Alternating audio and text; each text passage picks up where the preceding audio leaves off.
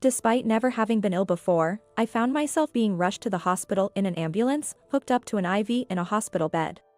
My husband and my mother-in-law looked down on me with disdain. Even though we're supposed to be a family living under the same roof. What use is a wife who can't even do anything? I couldn't believe my eyes when I saw the divorce papers placed in front of me. My name is Maggie, and I'm 52 years old.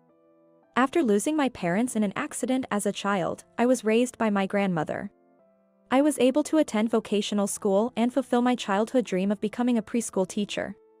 I was leading a fulfilling life, but as I passed 30 without so much as a boyfriend, my impatient grandmother introduced me to my current husband, Tyler. Innocent in the ways of romance, I was captivated by his handsome appearance and the gap between his gentle exterior and somewhat forceful interior. As we were growing closer, my grandmother's health suddenly deteriorated, leading us to hastily get married and have the ceremony. Seeing me in my bridal gown, my grandmother passed away peacefully, leaving behind a small inheritance for me. Afterward, at Tyler's insistence that, it looks like I don't make much money, I became a housewife. And we soon used the inheritance as a down payment for a house in an upscale suburb, a high-earning husband and a beautiful new home. I, who had always longed for a family, had no doubt that I would finally find happiness with my family. However, a sad reality soon came crashing down on me.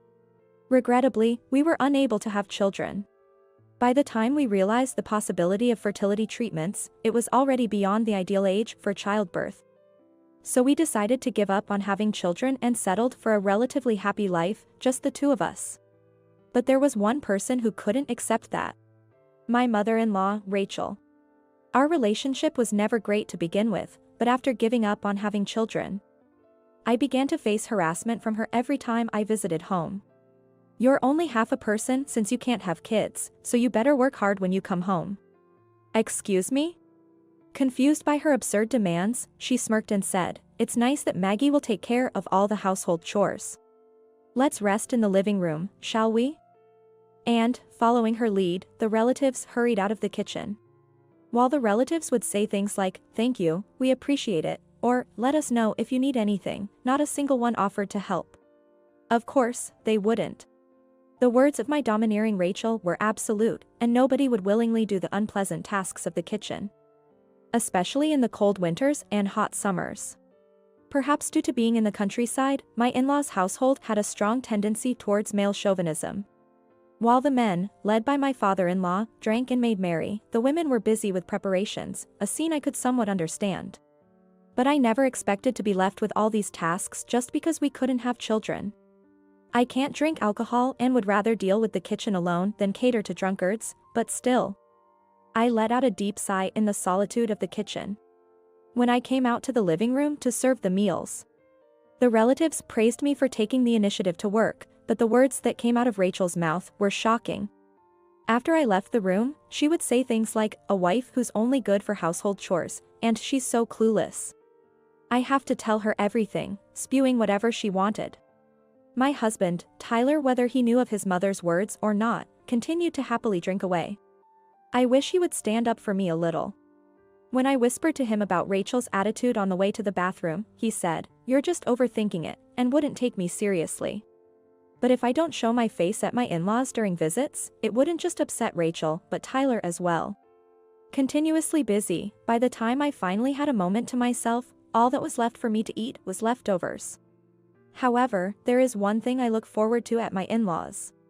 It's my niece, Marie, my sister-in-law's daughter. With no other children her age among the relatives, she would often escape the men's boisterous partying and come to the kitchen.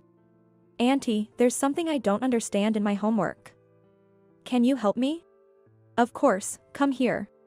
I used to tutor when I was in vocational school, after all. While snacking on sweets, I would teach Marie at the small dining table in the kitchen or play card games with her. Rachel adored Marie, her only granddaughter. The other relatives also doted on her for her charm and intelligence, but she felt pressured by their high expectations. Even though I'm just a primary school student, they're telling me to aim for Harvard or become a politician when I grow up. It's so annoying. That's right. Your life is your own, after all. When I nodded in agreement, she smiled reassuringly. My dream is to work in a job where I can help people. But don't tell Grandma and the others, they're so nosy about everything. Saying that, she put her index finger to her lips and winked. She looked so adorable doing that. I can't help but wonder if our own children would have been like this. Rachel doesn't seem to like that Marie and I are close. But she probably holds back because she's afraid of upsetting her granddaughter by speaking out too much. I adore Marie, and she's very fond of me too. With her around, I was able to get through the tough times when visiting home. As time passed and Marie grew up, she began to help with the household chores that were dumped on me at my in-laws. Gradually, even my sister-in-law, who would sometimes visit, began to help out, and life at my in-laws became a bit more bearable. It happened on a cold day. I was busy with the morning preparations when the phone rang insistently. What now, first thing in the morning? Grumbling, Tyler picked up the phone. Maybe it's urgent business at work. What? Startled by his loud voice, I stopped what I was doing. What's wrong? It's Dad. What? Apparently, my father-in-law had suddenly passed away. It seems he had a heart attack while going to the cold kitchen to drink water late at night. By the time Rachel found him this morning, he was already gone. Just a month ago, he was so healthy. In any case, Tyler and I rushed to his parents' house. The wake proceeded solemnly amidst the sad atmosphere. That evening, while I was busy tending to the guests, I noticed Tyler and Rachel deep in conversation in a corner of the room. Although I was curious, I didn't have the time to ask at the moment. I thought I could ask later and let it be for now. After the funeral, when we were relaxing at home, Tyler said, "I have something to discuss with you, is that okay?" His demeanor was different from usual, almost hesitant. "What is it? What's wrong?" I straightened up, alerted by his unusual attitude. "I've decided, we're going to live with my mom from now on." "What?" I nearly screamed but managed to swallow it in panic. "How can you just spring this on me all of a sudden? It can't be helped. She is old and it's what Mom wants. The idea of living with Rachel. It's unthinkable. When did you decide this? I haven't heard anything about it. Why do I need your permission? I bought this house, and the person we're going to live with is my own mother. Besides, you have some nerve. Living off my earnings and complaining. This must be what they mean by being speechless. I can't believe he would impose such an outdated mindset on me. I've been doing my best with the household duties. And it was at your insistence that I became a housewife. Don't you dare compare yourself to me when you haven't earned a penny." I shrunk back as he yelled at me. He sighed heavily and glared at me. "Who pays for your phone? Who bought you that new morning outfit? I even cover your cosmetics expenses. Listen, living together is decided. If you don't want to lose your current lifestyle, stop complaining. While it's true that my life has been supported by him, I thought we were working together, with him earning outside and me taking care of the home. I have nowhere to turn for help, I have no family or savings of my own. Finding a job won't be easy. For me, the thought of being away from him was nothing but terrifying. I understand. I had no choice but to accept living together. Ever since Rachel moved in, it's been a real hell. Without the relatives around to see, she tormented me even more than before. Complaining about every little thing I did, from cooking to cleaning and laundry, from morning till night. She would claim the sofa in front of the TV and laze around all day. Every now and then, as if on a whim, she'd go out and splurge on shopping sprees with her pension and the money from selling her house. "Hey, I went out to the station today and bought you your favorite donuts from that cafe you like," she would say upon returning, not even bothering to look at me and starting a conversation with Tyler instead. "Wow, they look delicious." "Huh? There are only two." "Of course, there are two. One for me and one for you. Maggie, make us some tea, will you? Am I a servant here?" If only Tyler would take my side, it might be a bit more bearable. Ever since we started living together, he has been like a child. Believing and prioritizing everything Rachel says over his spouse. Even when I tell him about being at the mercy of Rachel's whims, he'd say, "Don't you feel sorry for my mom? Coming to an unfamiliar place all by herself? Try to be as kind to her as possible, as if it's my fault." Caught between a selfish, mean-spirited mother-in-law and a husband who does everything she says, I began to feel very alone. 3 months into our living together. As usual, after getting ready in the morning and seeing off Tyler, a sudden intense pain struck my stomach. Overwhelmed by the pain, I inadvertently sat down. This is strange, breaking out in a cold sweat. This is bad. Hello? Rachel. I mustered the energy to go back to the living room, where she was watching a drama while drinking coffee, and I tried to get her attention. Could you please hand me my phone over there? I need to call Tyler. Ha? Get it yourself. Besides, he just left for the train, so he won't be able to answer. She wouldn't even consider my urgent situation. My stomach is in extreme pain. I need a car to go to the hospital. For a stomachache? Don't be ridiculous. My son is working hard. Don't you dare bother him with such nonsense. Desperately, I reached for the phone and dialed 911. Soon after, an ambulance with blaring sirens pulled up in front of our house. What, an ambulance? Don't tell me you called it. Surprised by the unexpected turn of events, Rachel was wide-eyed. If I'm not allowed to contact Tyler, what choice do I have? How could you make such a big deal out of this? Unbelievable. Fuming with anger, she glared at me. As she did, the paramedics quickly put me on a stretcher and carried me away. Don't worry, we're taking you to the nearest general hospital. It had been a while since someone spoke to me so kindly.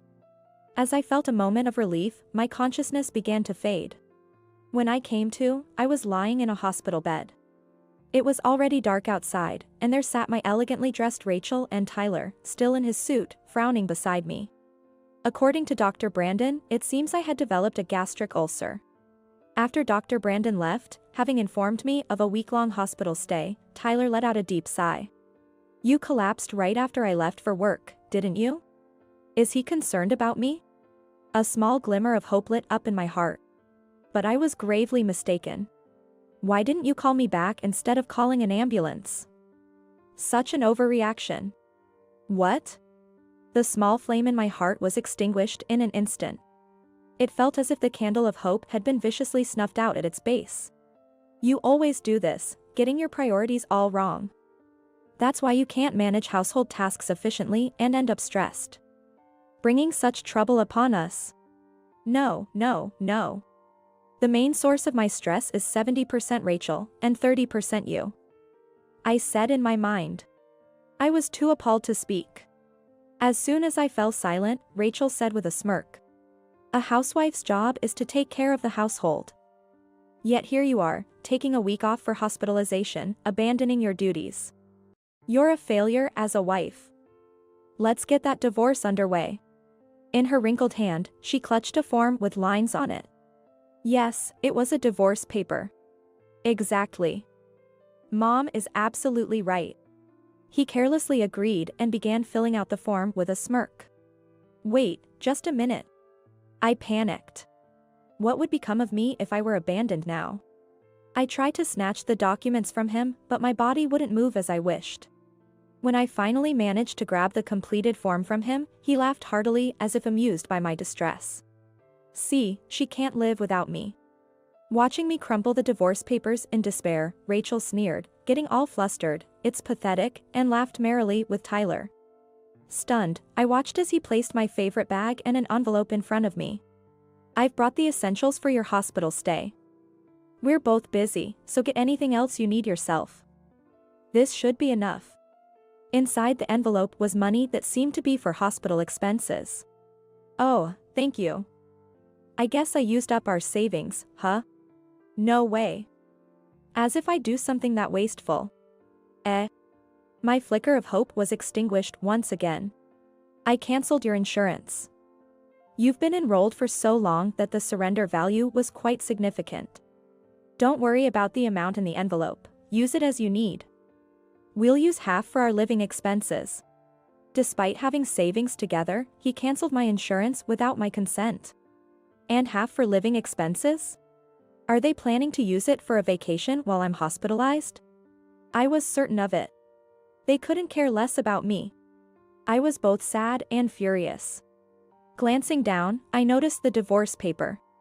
The divorce is just a joke. Relax. Noticing my stunned gaze, he shrugged off with a silly grin. A joke, after going as far as to sign it? I glared at them incredulously, but they were still chuckling. At that moment, something inside me snapped. Why am I even trying to be a family with these people? That envelope doesn't include your fare home. Call us when you're discharged. I quietly crumpled the divorce paper as I watched the two of them leave. Distractedly, I opened my bag. Inside, along with my wallet and a pen, were just a few added towels. I didn't expect those two to know where my pajamas and underwear were, so this was expected. I'll need to buy almost everything new. As I sighed, the curtain around my hospital bed softly opened. A nurse, perhaps? I slowly looked up, and couldn't help but exclaim in surprise. No way. There stood Marie, my beloved niece, now a grown and competent nurse. In this unexpected reunion, we joyfully clasped hands.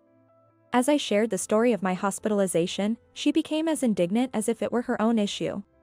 To have an ally here of all places. I was so moved I felt like crying.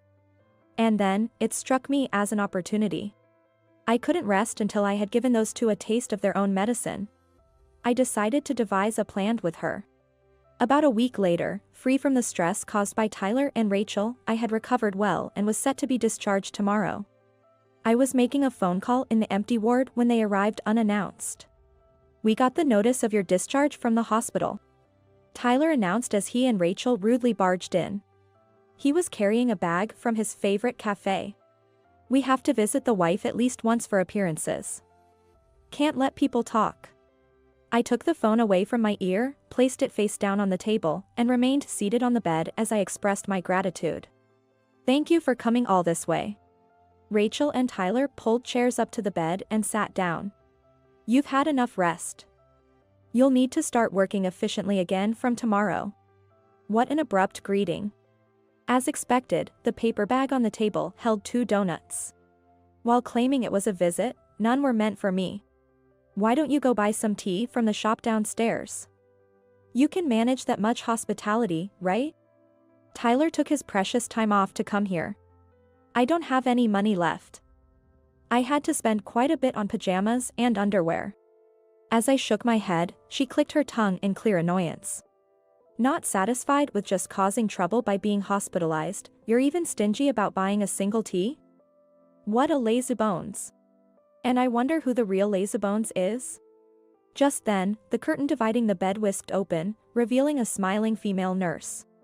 Is it fun to bully your daughter-in-law in the hospital, Grandma? Rachel's face turned pale, her mouth open in shock. Of course. Standing there was her beloved granddaughter, now a working nurse. This isn't Marie's hospital, is it? How come you're here? I've just transferred to this hospital. It was quite a shock for me too. I was called in to help in this ward and then found my aunt here with a gastric ulcer. You don't even drink or smoke. I was skeptical hearing about it, but after witnessing your exchange, I'm convinced. Shivering under Marie's icy gaze and words, Rachel struggled for a response. No, you're misunderstanding something, Marie. Making excuses is futile. I said, which only served to enrage Rachel. Stay out of this. I could, but you know, everything gets out eventually. I lifted my phone, showing its screen to her. Displayed was my sister-in-law's name, indicating an ongoing call. How deceitful of you. Tyler's rebuke was barely out when her voice thundered through the phone in speaker mode. What kind of behavior is this, knowing your own wife is hospitalized? Enough already. Even typically assertive Tyler seemed to shrink under her stern scolding. Both my sister-in-law and niece, in stark contrast to Tyler and Rachel, possess a strong sense of justice. Eavesdropping on the conversation between Tyler, Rachel, and me in the hospital room was a strategy proposed by my sister-in-law. Observing now diminished Tyler and Rachel, I hastily thanked her. Thank you. I ended the call and fixed my gaze on slumped Tyler. This past week wasn't just for rest. You filled out a divorce paper a week ago, remember? I accept it, let's get divorced. He gaped at me, surprised. Understandably. He likely never imagined a housewife with no job or home would willingly give up her current life. His dumbfounded expression nearly made me laugh. Seemingly offended by my reaction, he retorted, "With no job or home, what do you plan to do?" I calmly responded, "I'll work at this hospital." A nurse supervisor who lives nearby and knows Marie helped me get this job quickly after I explained my situation. I never expected to benefit from neighborhood connections like this. He scoffed, "You're not a doctor or nurse. How can you work in a hospital?" Then Marie smiled and gently explained, "Uncle, you really don't know anything. General hospitals employ various professionals. Not just doctors and nurses." Catching dumbfounded his expression from the corner of my eye, she winked at me. It was the kind of eye contact we used to share while studying or playing card games at my in-laws. I've secured a job as a childcare worker in the hospital's childcare facility for sick children. They have a dormitory, so accommodation won't be an issue, I declared with conviction. Rachel, speechless, placed a hand on Tyler's shoulder and glared at me, extending her wrinkled hand. "Don't joke around. If you're no longer my daughter-in-law, you'll have to repay all the hospital expenses." "No, I'll be keeping this. And as for the divorce settlement, I'll be sending you the bill later." Do you know about asset division? During a divorce, I can claim half of the assets we accumulated together. What are you saying? She trembled. Tyler looked at me in dismay and shook his head, but I just smiled back at him. "Moreover, since the stress caused by you and your mother led to my hospitalization, I'll also be claiming compensation. We even have a witness here." Marie's icy gaze bore into Rachel. Unable to withstand the unexpected turn of events, Rachel and Tyler quickly fled the room. Left behind were just the two donuts. "Marie, you've always had a sweet tooth, right? It'd be a shame to waste these, go ahead and enjoy them." Handing over the paper bag, she nodded with the same bright smile she had as a child. The next day, I was discharged from the hospital and submitted the divorce papers. Subsequently, in exchange for not pursuing alimony, I received a substantial settlement for the division of assets. I later learned, possibly through Marie's supervisor, that Tyler and Rachel had become notorious in the neighborhood as the villains who sent their daughter-in-law to the hospital. As I was adjusting to my new life, Marie, who lived in the same dorm, kept me updated about the two of them. After that, they lived together for a while, but elderly Rachel couldn't keep up with the household chores demanded by her son, leading to days filled with arguments. She attempted to seek refuge with my sister-in-law, but having been disliked by her own daughter for years, she was promptly refused. Naturally, this became known to all the relatives, leading to a state of estrangement. Even the biannual family gatherings have since dissipated. As for me, under the guidance of younger colleagues, I'm finding fulfillment in the challenges of returning to work after a long hiatus. The affectionate reach of the children's tiny hands is incredibly precious to me. Marie and I, as colleagues and friends, sometimes enjoy tea together, though I may not have a family of my own. I cherish the dear friend who's like a daughter to me and the children who are as adorable as grandchildren. This is enough for me to feel truly happy. During nap time in the childcare room, I gently patted the back of a little girl, and her soft breathing began to fill the room.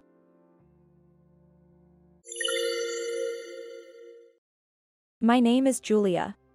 I have no luck with men, having failed at marriage twice.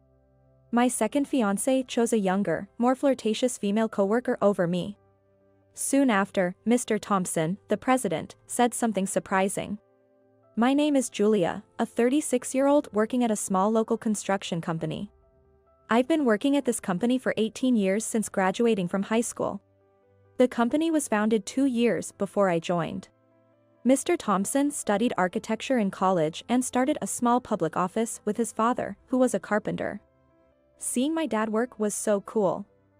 As a kid, I'd spend all day at the construction sites, just watching him and the other craftsmen work without getting bored. Every time we have a new employee, Mr. Thompson shares this story at the welcome party. I always wanted to be a great carpenter, but I'm afraid of heights. Even being on the second floor makes my legs shake. So, reluctantly, I gave up and studied architecture in college. Many craftsmen are self-employed with no guarantees. I thought, why not create a company and employ everyone? I was young. As someone who's been with the company for a long time, I've heard this story many times, but it still touches me every time. Mr. Thompson loves his craftsmen. It might be a bit unusual, but you could say he has a strong admiration for his father. Normally, you'd expect his father to become the president, but he preferred the field, saying, "That's not for me. I like being on site." And let his son, fresh out of college, take the lead. However, his father, who had worked as a skilled craftsman for many years and was well known, became the sales manager in title. When I joined, the company was smaller, and Mr. Thompson did everything from design to sales to interviewing new employees, while I, fresh out of business high school, took on all the office work. Over time, the number of employees has grown, and now we have 40. Our strength lies in our attentive service that competes with larger construction companies, sticking closely to our community roots. Being one of the oldest employees, I ended up holding the positions of both HR and General Affairs Manager. Although I'm not exactly the type to work aggressively. In my early 20s, I almost got married to someone I met at a matchmaking party a friend invited me to. But as soon as we got engaged, the attitude of the man and his family changed drastically. They became overbearing and treated me as a servant, which scared me, and I called off the engagement. I think it was a bold decision for me, but I'm sure I would have regretted it if I had gone through with the marriage. So I believe my choice was right. I have an older sister and brother, both married with children, so as the third child, I don't get nagged by my parents and enjoy living alone in an apartment near my parents' house. I enjoy my work and, having a bit of trauma about marriage, I sometimes think I might stay single for life. Mr. Thompson once asked me at a company's social, "Julia, are you not going to get married?" Oh. Is it inappropriate to ask about this? It's fine. When I got engaged, I told him that I would quit my job if I got married. That was because my fiancé and his family wanted it that way. But since my engagement was called off, I've also explained the situation to him. Well, I haven't decided not to, but what about you, Mr. Thompson? Are you not going to remarry?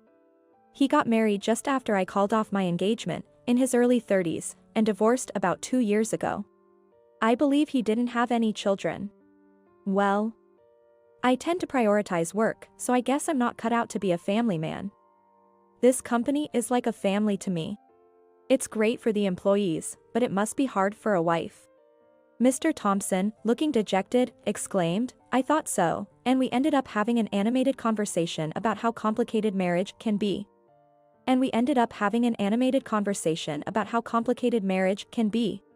My name is Alex. I look forward to working with you starting today. That's how the 30-year-old mid-career hire greeted us at the morning assembly. I conducted his interview, and he came across as a pleasant and promising young man who had been working in sales at a large company in New York. His mother had passed away, leaving his father to live alone, so he moved back to his hometown and changed jobs, worried about his father. I used to work in sales at an electronics manufacturer, so the construction business is new to me, but I'll study hard and do my best. So please teach me. He greeted us like that. First impressions are crucial in sales. His clean, non-threatening demeanor likely contributed to his excellent sales record in his previous job. Since we focus on local community engagement, a lot of our work comes from word of mouth and referrals, but we're weak in acquiring new clients. So we're putting more effort into sales. We have high hopes for you, Alex. I encouraged Alex like this and took care of him in various ways. Being a local himself was an advantage, and customers highly regarded him.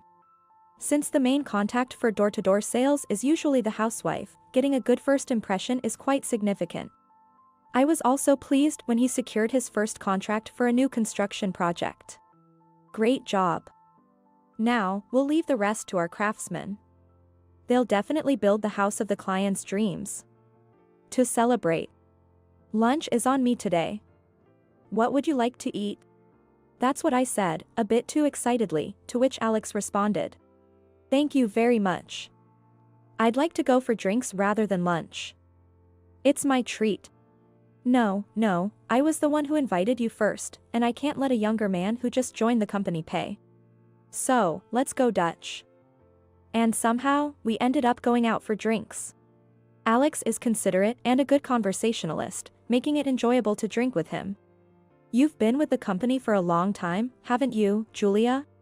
Yes, I guess I'm what you'd call an old-timer. The so-called old lady in the office? As I laughed and said that, he replied, not at all. Julia, you're more like a kind and caring older sister. He said something quite nice that made me happy. You salespeople really know how to make someone feel good with your talk. To that, he surprisingly said, I am actually attracted to women who are more mature than I am. Was he hitting on me? I panicked a bit. Having been away from the dating scene for a while, I couldn't come up with a good response on the spot. Since then, he's been particularly attentive, giving me small gifts that don't require anything in return and don't feel like a burden. Knowing I like cats, he started giving me things like a cat minifigure, a cookie in a cat-themed package, or a cat-themed plastic folder. Each item was only a few dollars, but they brought me a lot of joy. One day, after some time had passed.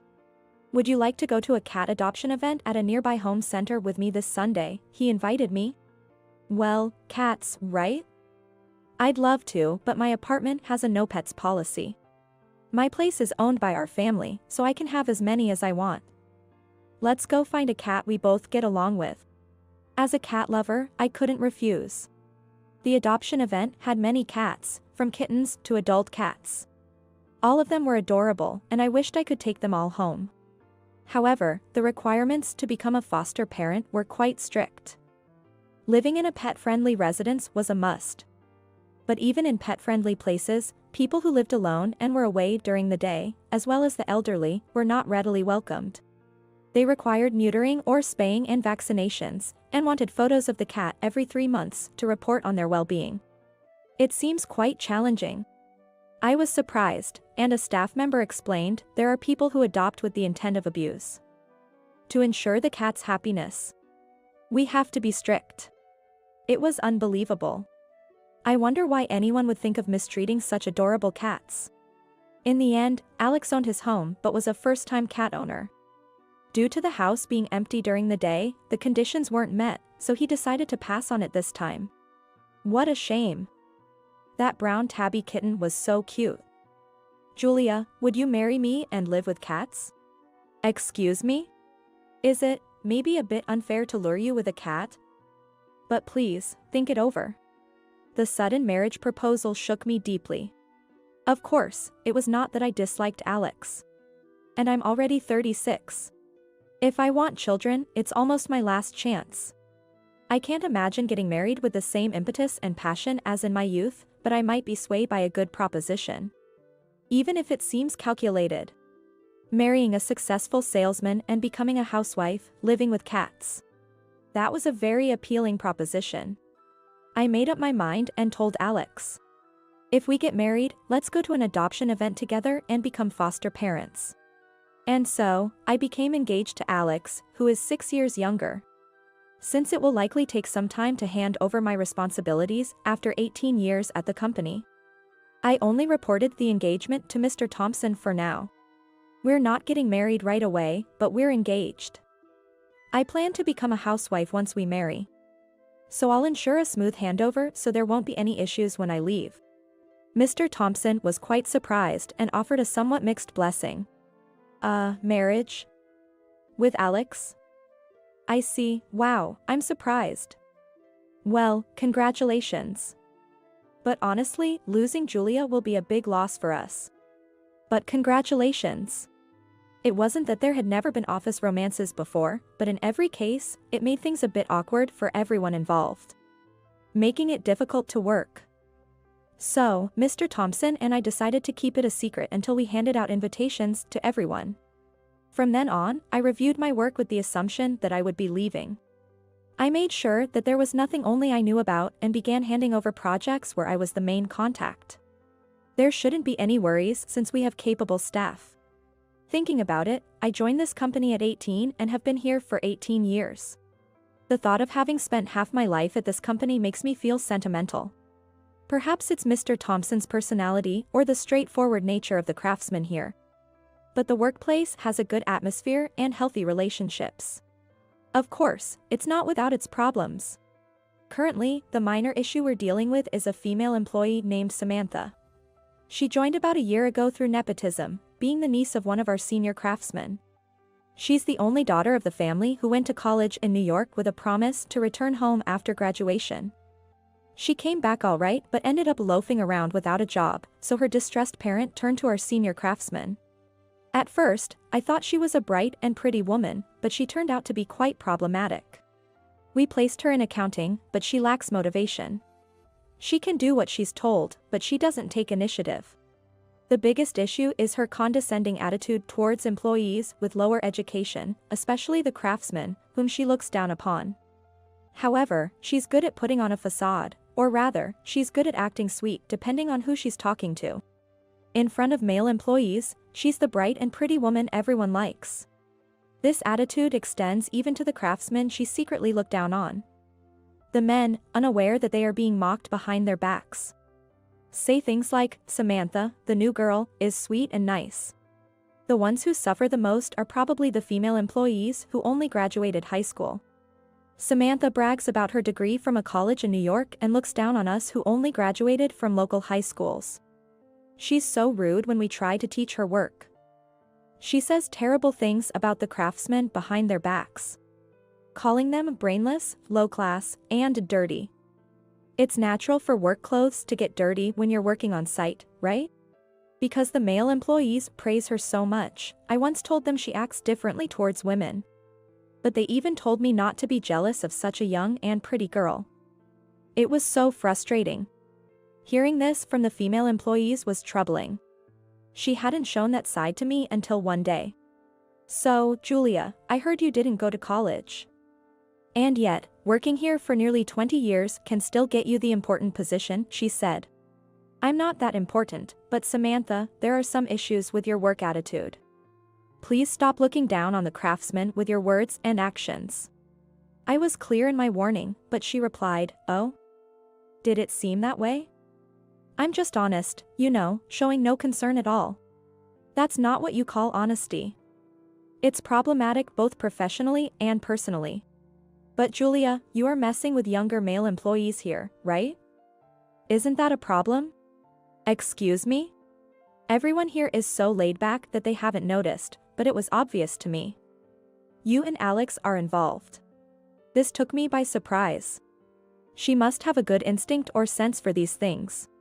"Look, we haven't made it public, but we're engaged.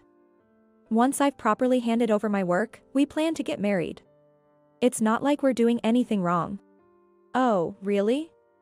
"Alex is the best catch in this company, after all. A college grad and handsome. Maybe I should take him for myself." I was speechless at her audacity.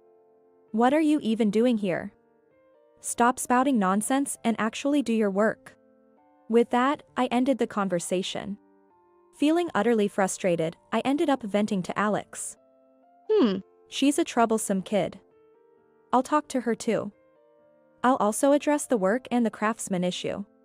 Alex assured me, and I trusted his words.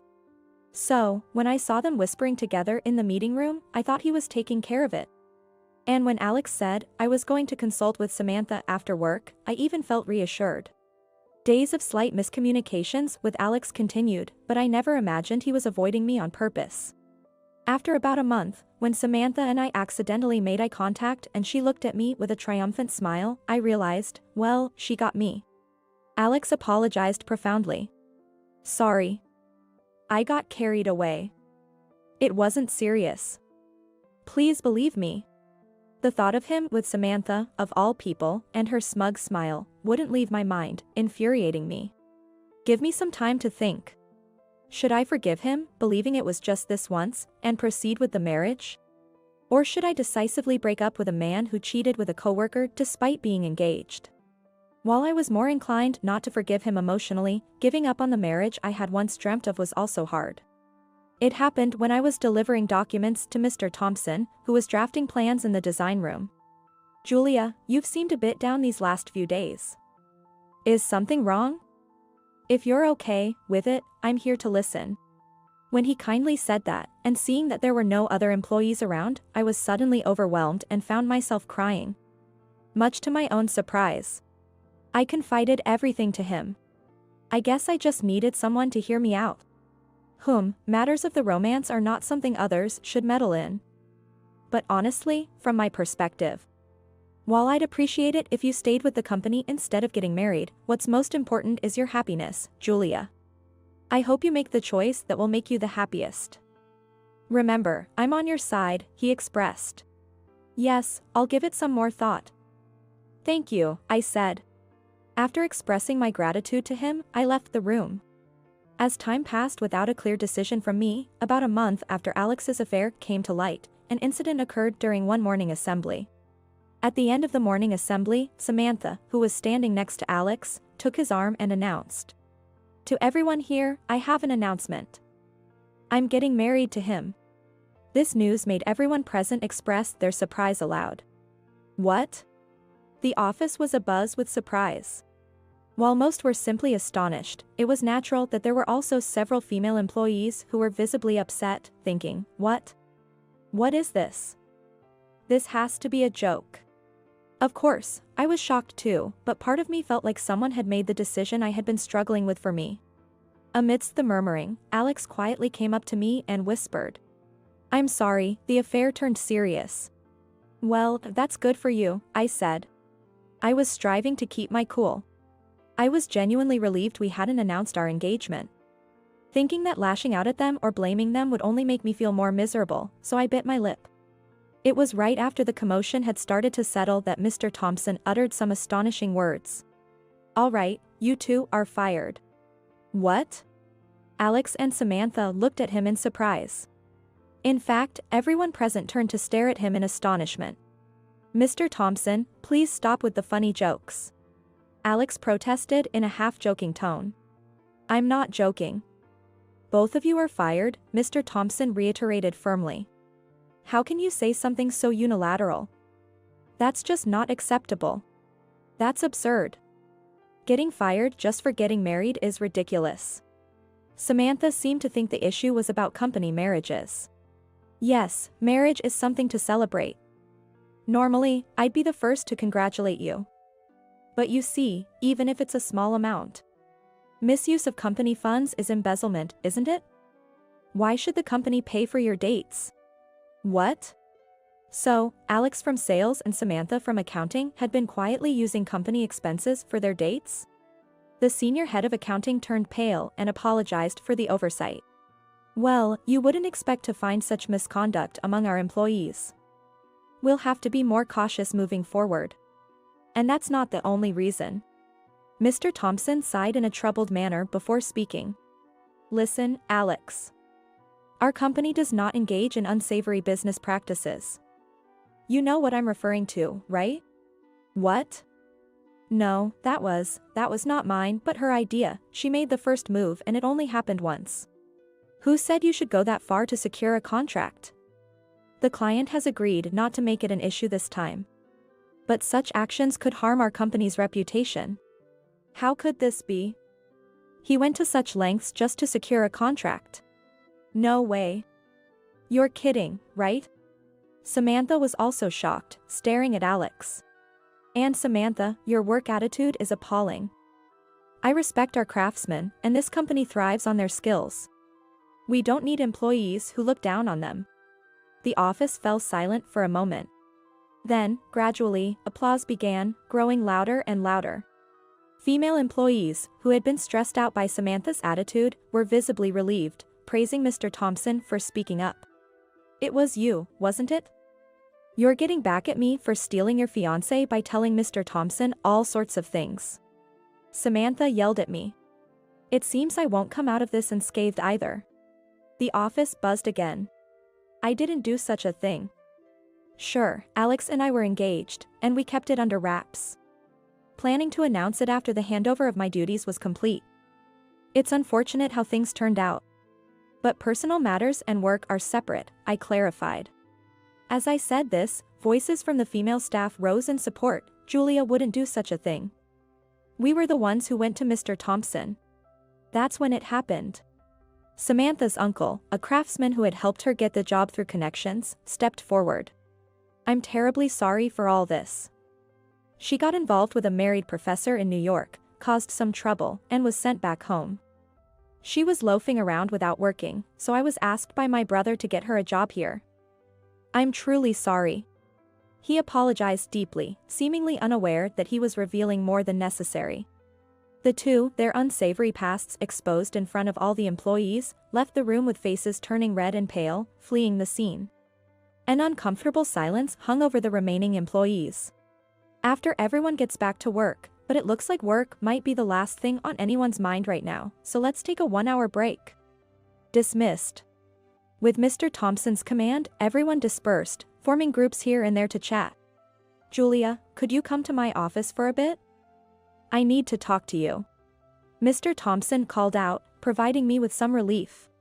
The employees seemed eager to hear more from me. As soon as I entered his office, he apologized. I'm sorry for how things turned out. I intended to keep your situation private. It's not your fault, Mr. Thompson. It seems I just don't have good judgment when it comes to men, to think my engagements would fail twice. Well, maybe it's for the best. A man who can't stay faithful, even if he's competent at work, is no good. Indeed, looking at it another way, I might have narrowly avoided misfortune. And, well, it might seem odd to say this now, but... He hesitated, unusually for him. Would you consider me as a potential partner for marriage? What? It's understandable to be surprised, but hear me out. 20 years ago, you joined the company I had just started 2 years before. I fell for you at first sight. But I thought it was inappropriate to pursue anything with a new employee, so I gave up and even had a girlfriend. Then you said you got engaged. He mentioned he decided to marry his girlfriend at that time. But I ended up breaking off the engagement. I regretted not waiting a bit longer. I thought I loved my wife in my own way, but maybe she too had a faint feeling something was off. She left me for another man. But I couldn't blame her. I remember being invited to his wedding shortly after I told him about my first engagement and my intention to leave the company after getting married. After my divorce, I was down for a while. But just when I thought I could propose to you, you announced your engagement to Alex. Oh well. You did nothing wrong. I even thought about blessing your union. But knowing he was no good, I wondered how I could break you two up. So I know it's wrong to say this now, but if I don't say it now and miss this chance again, I might never get another. Take your time to think it over, there's no rush. Of course, I liked him. But I had never seen him as a romantic prospect. As I left his office, a thought struck me, and I asked him. Do you like cats, Mr. Thompson? What? Yes, I love them. I love both cats and dogs. Back at my desk, my emotions were like a roller coaster from the morning's events, and I found it hard to concentrate on work. Moreover, the other employees seemed to be watching me with concern, which made me feel uncomfortable. Pretending to look over documents, I thought about Mr. Thompson. 18 years since joining the company, he had always been kind and considerate toward me.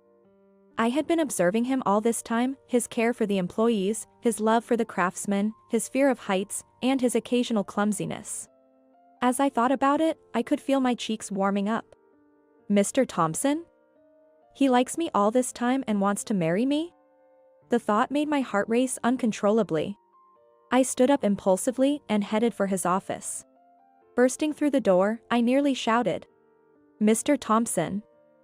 I've made up my mind. Please make me a part of your real family.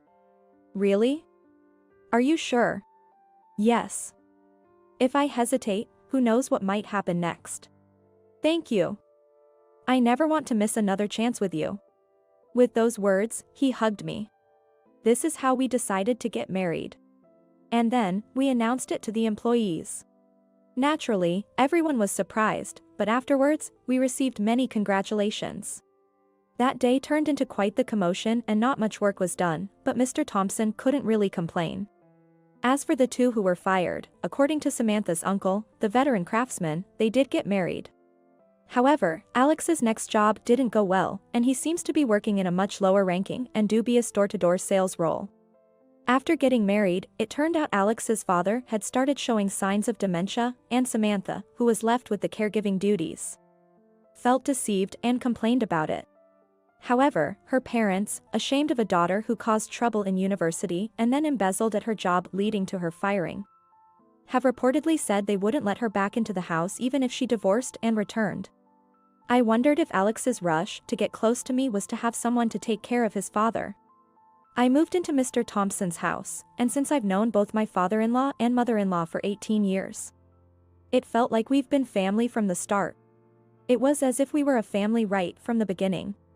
Right after getting married, Mr. Thompson and I went to an adoption event and took in 2 sibling cats. Currently, under my enthusiastic father-in-law's direction, we're building a childcare facility on the company premises.